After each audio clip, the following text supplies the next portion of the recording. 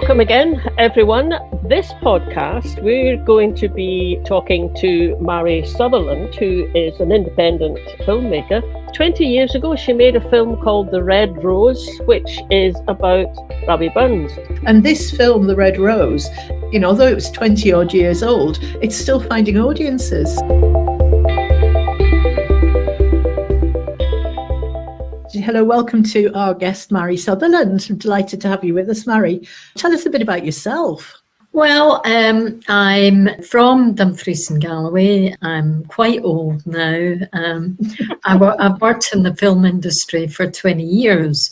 I was an independent film producer, which is very, very different from the Hollywood model. Prior to ending up accidentally helping to run a film company, in 1995, I had been working with the BBC Radio Solway down in Dumfries and Galloway, as a trainee reporter. And then I moved to Glasgow to do a course. And that ended up with me actually working in a year with Clan Wallace, the film fighters of Braveheart. So after the radio experience where I knew about sound, or at least capturing it, I learned a lot more about production, background action stuff for drama, albeit as a runner. And then I got the chance of becoming a shareholder in a company called Palm Tree, which was run by an auteur-style film director and writer Robbie Moffat in Glasgow. So accidentally I ended up, part of a film company, and I stuck it for 20 years. And in that period made, I would say, over 21 independent films, sometimes on very low budget. So Red Rose was not on a big budget, and it had to rely on a lot of kind of volunteer input for some of the extras and the locations and the background action for the camera. Well, I was greatly influenced during the time that I worked as a volunteer stroke job creation scheme for Clan Wallace, who were film fighters for Braveheart, but they were also training people in Scotland in film production skills. And they did that on a regular basis. And I think that's how they got the Braveheart gig. As a result of that experience, I felt that the next film to write about Scottish subject matter after the likes of Braveheart and Rob Roy, which it was a strange year in 1994 because two major films came out about Scottish history. After my year, which I was only allowed to be on it for a year, I then decided to learn to write a screenplay about Robert Burns. I was obviously, as a producer by then, working with Robbie and working with his material because he had written loads of novels. And I said to him, well, why didn't he write them into screenplays? So he did that. And I worked with him with over, I would say, 12 to 15 films that were all historical based.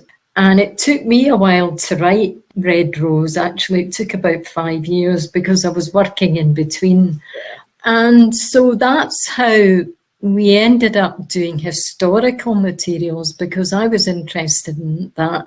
But I also realised that there was international interest in Scottish history by then. And there were a lot of untold stories. And I discovered the story about Robert Burns as I did the research. There was definitely something to say about what had happened to him and why he died so early at the age of 37. The other films that we made, yes, they were all historical. Robbie had written a novel about the Scottish subject matter of St Kentigern and St Mungo. I read quite a bit of it. It was quite a tome. And I take my hat off to him that he wrote that in his early 20s with a bit of passion, I think, for Scottish history. But it ended up in a cupboard because it never got published. And I realised that there was a story there about St Kentigern and that period of the kings of Strathclyde. And so he invented a character, a warrior called Fingal. and it was set in the 5th century. And that story went on to do 3 films, like a trilogy. And the second one was quite, audiences quite liked that because it was about bringing the bones of St Andrew to Scotland, and it was based on the real story of what happened to the relics and how they got to Scotland. We were looking at historical Scottish things. Robert Burns, because I'm from Dumfries, I was born in Dumfries, I knew about the stories of Robert Burns and the places he visited. So it wasn't a hard ask to write that screenplay, given that, that was my background. My father was actually an SNP councillor, and he used to do the poetry for Robert Burns nights, Burns. So I was brought up with them, learning all this. But I also worked in the museum in Dumfries, and there they have a collection of very rare personal effects of Robert Burns, from things like his specs, his sword, for when he was working with the excise, the tax inspector later in his life, and also a lock of his hair, which was grey. And I was only 17 when I was working there, and I looked at all these personal effects of Robert Burns, and I felt at that time that there was something about his hair. And I then went on to tell that story, which is, of course, connected with the true facts that he died of mercury poisoning. Oh, know that. Yes, and so that is the key element of the film script and the actual story of the film at the end of it. Yes, he died of mercury poisoning because his Dr. Maxwell accidentally, or as I kind of write, on purpose, because I had to create a bit of intrigue, artistic license, accidentally on purpose gives him mercury. But it had also, they had thought at that time, was a cure-all for certain diseases that they felt were incurable. And they had to stop giving it to King George III because it was allegedly making him go mad. So that was the story I told about it. But also, even if there wasn't an intrigue, to do with that, which may have just been a pure accident of lack of knowledge by Dr. Maxwell, who was a friend of his, then I also put the point as well that he died of a heart attack, which was to do with his history of working in the farms. And when they exhumed his body, I think it was in 1834, they discovered that they thought he had brucellosis, which is very similar to tuberculosis, which he would have got from the cows. So he would have caught that in childhood, really. So that, because it caused rheumatic fever, would have contributed. And the two things together, mercury and his own predisposition, led to his death at 37. But I also then put the point that the times he was living in also helped to carry him off earlier. You said something interesting there about there are stories to be told, and we do some historical stuff. Keeps coming up that in Scotland we're not taught our own history, and these stories, they're out there, but a lot of people don't know them. The whole bit about his career as an excise man and the sort of hint of government intrigue, I didn't know anything about that. And coming to it without knowing a lot of the story, I found it a little bit hard to follow in places because of my lack of knowledge. Can you tell us a bit more about the politics of the day and how that impacted on his life? When the Theatre Royal Dumfries agreed to a screening, which was ostensibly it was hosted this year on the 21st of July by the Indie Group in Dumfries, they actually had asked me for the permission, very nice of them, as a producer. The chair or one of the people in that group had seen Red Rose. One of the other things I do is I'm an artist, so Occasionally, a couple of years ago, I was selling my wares, if you like, cards, greeting cards, and copies of Red Rose were there on this stall. And she looked at the DVD, because it is available on DVD in Amazon, by the way. You can buy a DVD of it still after 20 years. But also now, this year, it's come back on Apple TV and also on Amazon. So, you know, I think you can stream it in quite a few sites, the main one being Apple TV, and it's available in Apple TV UK, North America and Australia. So the main sort of like English-speaking Scottish heritage countries, if you like, have brought it back. So as a result, I've started to look at, you know, screening it this year in Scotland. So I had a screening of it, not just at Dumfries Theatre Royal, but another arts cinema, well, a very small cinema there, theatre, has screened it too. And so I'm looking for other opportunities to do that. So there is a lot of interest in the film, and I think a lot of people are aware of the story, but not the minutiae details. So it is a surprise when they realise, when they watch the film, about all the things that happened to Robert Burns. You're right, it's not readily known that he had such trouble. People think of him just as this Mairi guy who is womanizing, and that he might have got a lot of money for what he did. In actual fact, he died in poverty. And this, I felt, was what needed to be shown, was that truthfully, you know, you're mentioning the difficulties of Scottish history.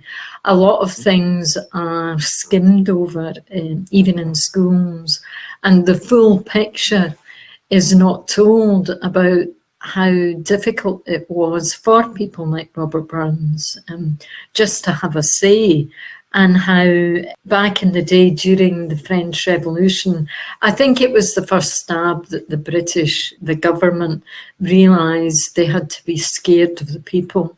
And it was a frightening time for them. It was called Pitt's Terror. So the film is set during that, when the government was rounding up anybody that may have wanted to have joined the French Guard and supported the likes of Robespierre. But that went sour in France, because after all, instead of concentrating on power to the people, they started to go for the aristocracy. This really frightened everyone in Britain, and they started rounding up people like Wadsworth, who was a contemporary of Robert Burns, and then Robert Burns would have been next. But fortunately for him, he worked as a tax collector, so he was able to leverage that, if you like, and you know, said he was sorry and everything. But the reason that the Theatre Royal said yes is because there was the event that was associated with Robert Burns' life that was to change his life and make things very, very difficult for him thereafter.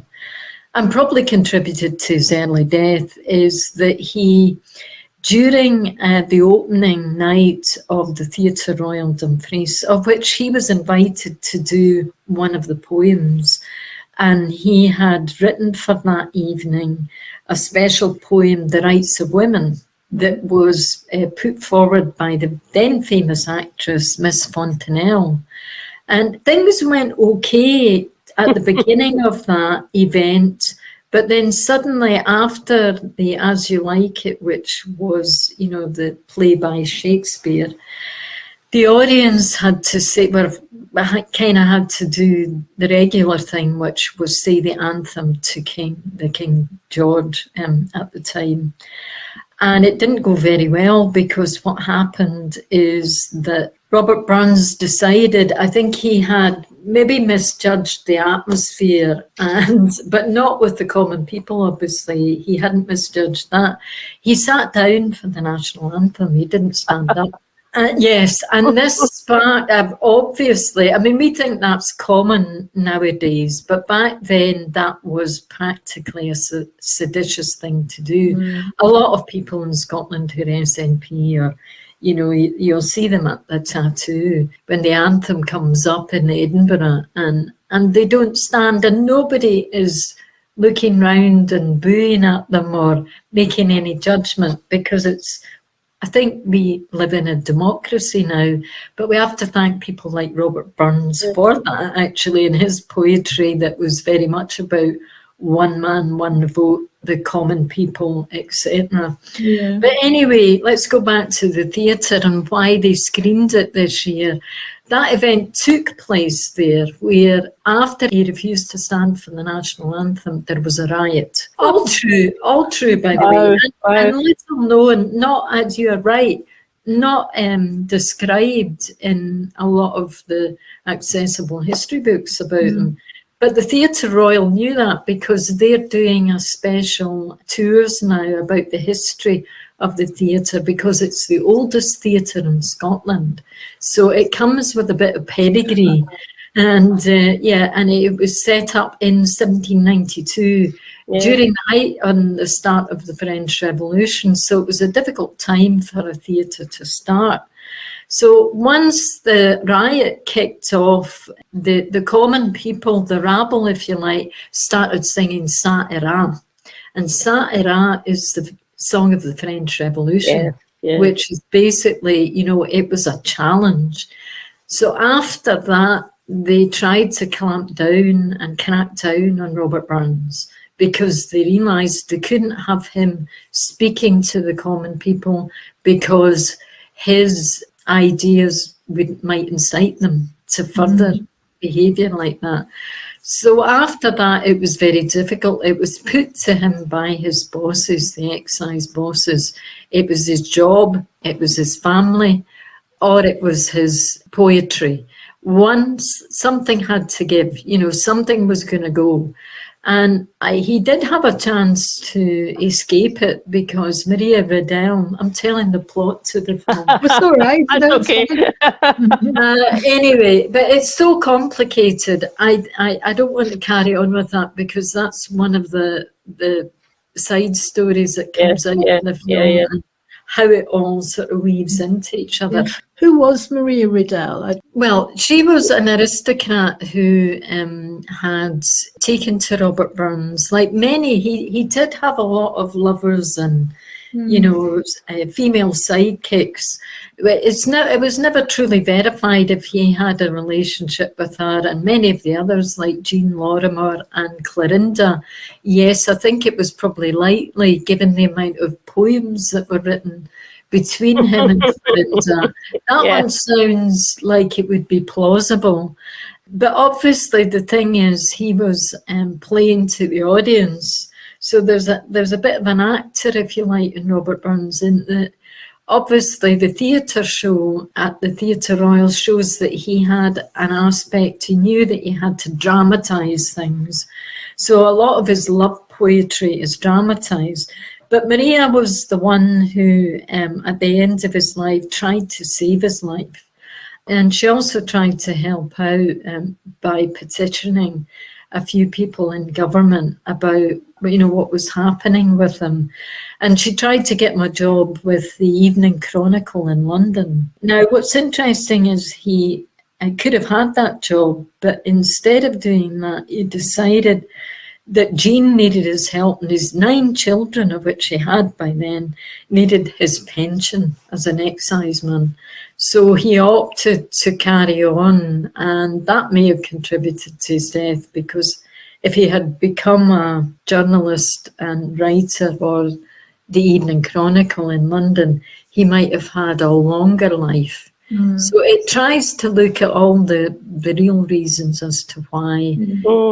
Some of it was his own choice, where he was obviously realising that he couldn't abandon his children. His children couldn't end up in poverty the way that he was. You have lots of scenes with militia and people whipping swords out. And we did a couple of episodes on the 1820 uprising, and the same thing came through there, just how militarized Scotland was. And it must have felt as if there was an occupying force. But when you see it on the film, it's much more powerful. Was that deliberate? Yes, I knew that. I have a degree, I have a BA degree in history. And of course, at school I studied firstly medieval history, and then my degree was a joint degree, so I had history and politics. But my history part of it was a dissertation on the social and artistic response to industrialisation, which was, the 1750 elements, and that included the Inclusion Act. Obviously, it would have also involved elements of the Jacobite rebellion, because the Inclusion Act, which happened in 1750, was basically what was a nice name for putting sheep on farms. And that was the thing that then created the economic dislocation of Scotland, because obviously land was being taken. I mean, there's an argument that the Jacobite rebellion was just a distraction from the real thing, which was to remove the land from the Highlanders and claw it back and change the use of that land to sheep and cattle. And they did it. And of course, the social and artistic response to industrialisation were people like Robert Burns, Byron, and all the early Romantic poets who realised that there is a tension between the economic and the political. And I think by 1792, when the film kicks off, it's clear that they would have had to maintain that power after the Inclusion Act and the sheep and Culloden, which was only 1746, don't forget. They would have had to maintain that by force. And because you had things like Thomas Moore, who was trying to set up a parliament for the people in Edinburgh during the time of the life of Robert Burns, then the whole thing was going to have to be that the Redcoats, as we know it, but they were the British Army, had to come in and occupy Scotland. And in fact, Dumfries, which was in the border country, was taken over by army barracks during that period. Something I learned about Ordnance Survey maps. There's a clue in the name. That's where all the military ordnance was all around the country. That's where it comes from. I didn't know that. I never made that connection. But again, that just shows you what a huge factor of life it must have been. If you look at the maps, you will see that in Dumfries and Galloway and on the way to Inverness, there is a thing called the Old Military Road. General Wade, wasn't it? Yeah, were used. Often they were Roman roads and they were very straight, but the Old Military Road up to Inverness was used to prevent any kind of residual rebellions by the Highlanders, in case they fought back. Yeah, indeed. So it's 20 years on from when the film was. What, how do you feel about it now as you look, as you watch it? And, do you think you might have done it a bit differently, or do you think it's still got a value? Obviously, it was done on a low budget. If it was done again, I would love to have a higher budget to tell that story. I think it's the story that gets people rather than how it was made or the execution of the acting or the thing. I think it's story driven. I would love to have seen it remade. It would be great to maybe sell on the remake rights and have it properly made in Hollywood. I regret that. I mean, there is a story. I did pitch it to Hollywood, and I was a bit naive in that they were interested, and the company who wanted to look at the script and develop it more, because no script is perfect, on a first draft, was Bob Chartoff in Los Angeles. And he was known for Casino and the Rocky movies. Oh, wow. 1 to 5. Yes, so I ended up, I was lucky, I managed to get an agent. I don't have a literary agent now, which I should have, but at that point I had one.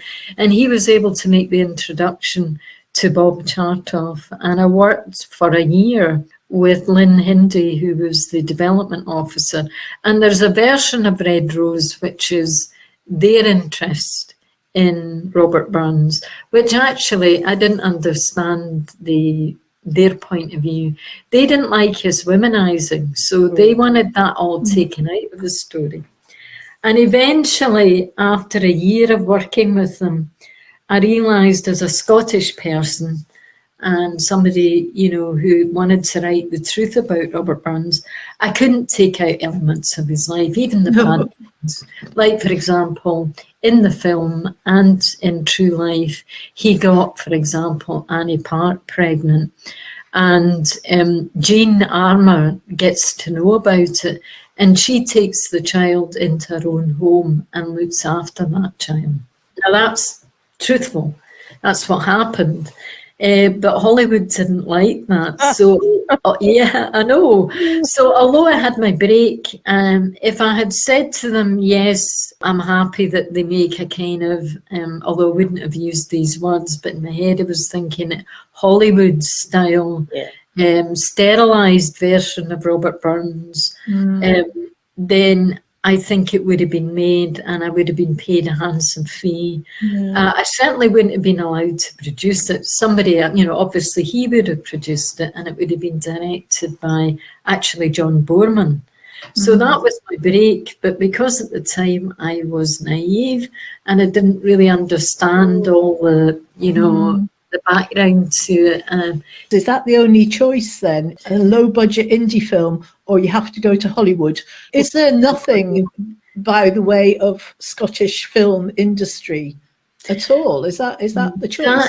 Fiona, that's a very, very good question, and everything is on point. I wish it was the case that there could be an in-between type film that isn't either Hollywood or low-budget indie. There is a thing called the government-funded film, which would be around about 3 to 5 million. That's a lot of money now to raise post what we now call the new distribution, which is subscription distribution via people like Netflix and Amazon, where a whole swathe of distribution has left the building. In other words, 20 years ago, it was easier to make Red Rose than it would be now, because as an independent, raising the pre-sales in subscription fees is not a viable model for film.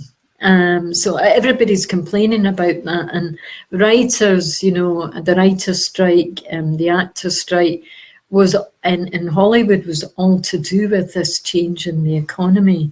So there is an in-betweeny film, but that involves Scottish government or British government funding, which is where you apply to Creative Scotland. And at the moment, as you know, there's another review that happened with Creative Scotland where they removed funding from artists, and the knock-on effect is that affected writers too. So the problem is that can be open to whatever government needs to do at the time, and if they don't have the money, then there's not enough in the pot to support films. So there are very few films that are made in middle budget, and the rest of them, it's either attract a Hollywood actor or good investors, if you're good at that. I'm only really learning properly now, and I'm long in the tooth. I was a production manager and writer, and I learned a bit of directing. So I've directed 2 feature films in Scotland. All of my films have been Scottish in some way or form, because I just felt, because of my background, and I think also being a history graduate, I just felt it was easier to look at things that were biographical rather than make up fictional characters. Now I think it's difficult times to try to categorise how films are made, because it seems as though there's different ways to do it, and it's quite difficult to access that at the moment. I mean, there are people who are lucky who went viral or who made money online and all the rest of it. But what is tending to happen is that it's all very polarized, so nobody speaks to each other. You know, if they have money, they're putting it into their own thing, so that, you know, it's self-funded millionaires who are making films. Don't TV companies themselves? I mean, the BBC makes, you know, feature-length films, and then there's, you know, Film 4 and... That is a possibility. I mean, I'm looking at trying to make applications on a script I've written about the filmmaker Jenny Gilbertson. But these applications are complex, so you have to have everything created, the script, the shooting schedule, which can often be very difficult, because if you've got different drafts of your script and they haven't settled on it, you then need to change that schedule. And also you need a distributor behind you if you're going to make a public application. So it's not like a freebie. It's not like you can phone up the head of Creative Scotland and say, I've got this really great idea, support me, and they would come up with funding within a week's time. I think the public have got a misapprehension on that. A lot of films take a long time. Long time, yeah. They did a study on Creative Scotland for producers, and it was an article, I think it was the Herald, a journalist had looked into it, and he said that Creative Scotland were the hardest group, if you were a producer, to apply for funding for, because of the status of the application that made the producer jump hoops, you know, where they had to provide all this information and almost have made parts of the film, at least, you know, on paper before the application was made. And that article, I think, showed that producers were actually suffering burnout from having to do a 3-month application process. And they were missing things because they couldn't run their companies and do the applications at the same time. I suffer from that. I would have to make a choice. Do I make a film, like I'm doing a documentary about wildflowers, and I'm doing documentaries, other documentaries, just to keep my hand in, you know, small things while I'm actually writing. But I have my own company called Sampur Productions, which is in French, translated as without fear, it means, which is the Clan Sutherland motto. And I thought I'm going to base it on that because so many of the films were Scottish. But so far it hasn't made anything, but I'm writing a Western based on the Scottish cowboys who went out there in the 1880s for the gold rush, and then discovered that everything was chaos. And my character that I'm basing this on ends up a sheep herder, a cattle herder, around at the same time as the Battle of Bighorn. But it's mainly to do with the Gaelic people who went there. So it is, again, it's intrinsically Scottish. I have co-producers for this project, which is called Lone Teepee. And they couldn't believe that there was such a thing as Gaelic Scottish cowboys who worked on the open trails, and they were trailblazers because Jimmy Chisholm was half Scottish. He was a Chisholm, and he was half Cherokee. So, you know, there is this story, but nobody believes it because they disbelieve Scottish history. It couldn't have happened, you know. It does sound like there's a lot of possible scripts that you could be, you know, you could be getting on with. I mean, that's why that sounds great. I mean, I would go and see that. I mean, what do you think yourself of? Actually, I've never seen Outlander, so I don't know what it's like. But what do you kind of feel about the ones that do end up being produced and that involves Scots in some way or other? I think any producer, any company that makes a movie has got to be congratulated, because it's so hard to get it right and find the funding. I think that Sony and Starz, the companies that make Outlander, it's great. I mean, it's a brilliant thing because actually they have been very faithful to some of the stories that came out about the Jacobite rebellion. And often the kind of heartrending stuff that comes across about that, the actor who plays Jamie Fraser is brilliant at it, Sam Hogan. And I think the cast and crew, albeit that there's an American influence, have obviously, the writer has done her homework. So I take my hat off to the writers who've made Outlander and continue to create it. Although I think by now it's kind of worn out, the whole go back in time thing. That's very overused at the moment in a lot of shows, by the way. So it's difficult, I think, once they've told the initial story of Scottish history. But I love it that he's a Fraser. My middle name is Fraser. So I'm Mairi Sutherland. So I have a lot of Frasers we couldn't find that go back to the 1745. Because don't forget, a lot of the Fraser clan were wiped out. So that part of the history I really relate to, and I think it's great that they decided to tell that story. So I can't fault them, and it's brilliant that Scottish people are employed in Cumbernauld at that studio.